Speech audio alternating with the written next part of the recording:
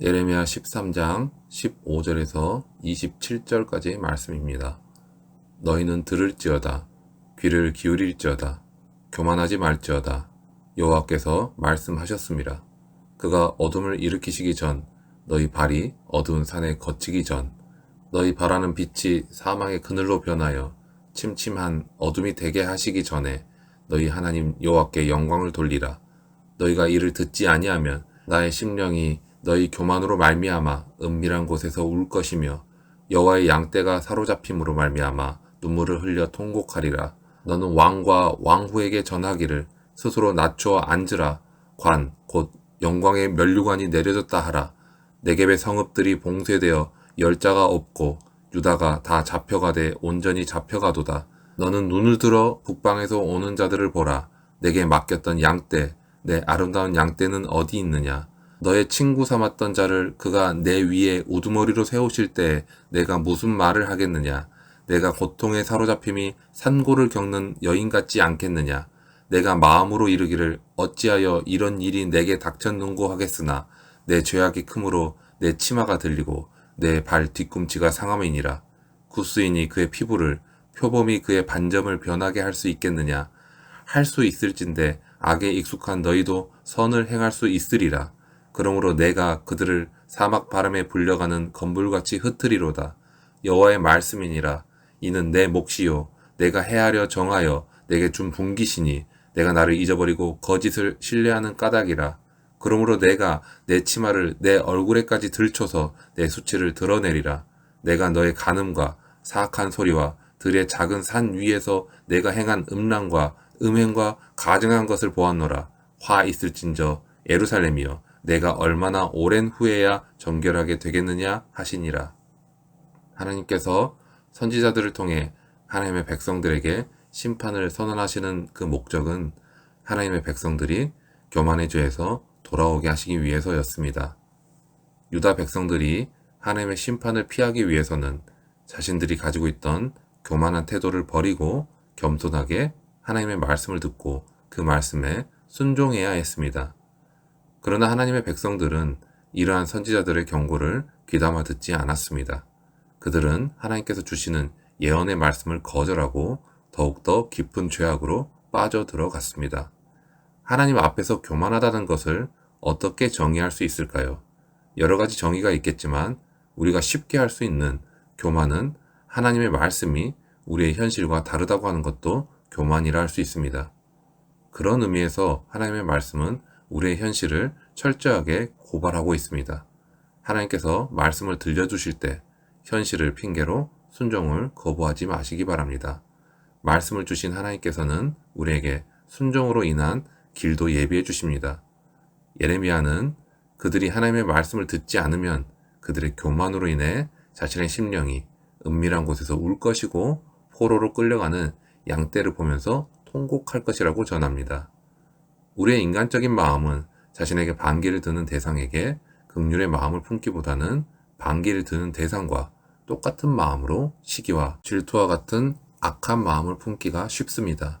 하지만 눈물의 선지자라 불려졌던 예레미야는 하나님의 말씀을 듣지 않는 교만한 백성을 정죄하기보다는 누구보다 안타깝게 여기면서 진심으로 슬퍼하는 모습을 보입니다.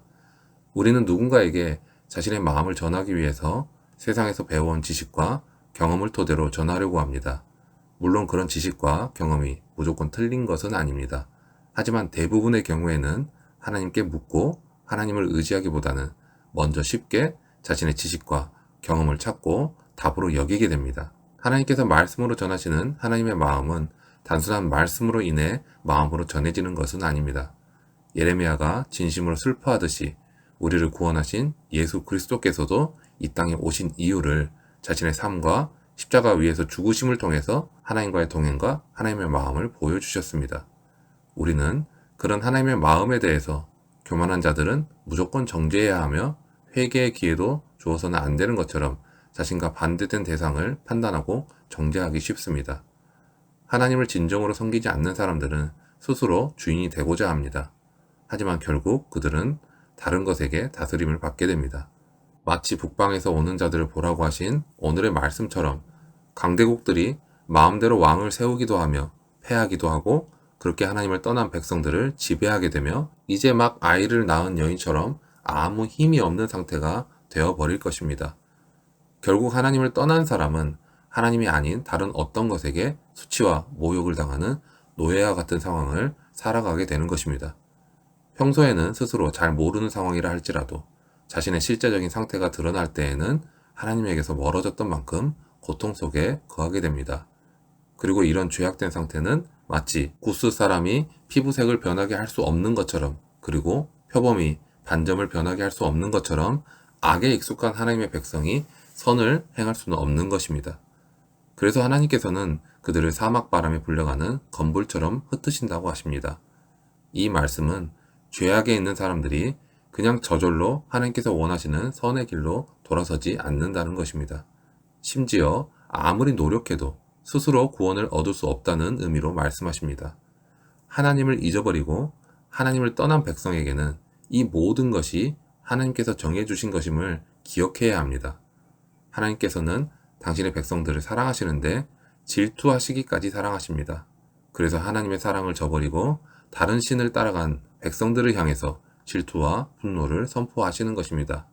그들의 간음과 사악한 소리와 들의 작은 산 위에서 행한 음란과 음행과 가증한 것을 모두 보셨습니다. 이렇듯이 하나님께서는 하나님의 백성들을 향해서 죄악의 결과로 화를 선포하십니다. 그리고 백성들의 마음 중심에 자리 잡고 있던 우상들을 버리라고 말씀하십니다.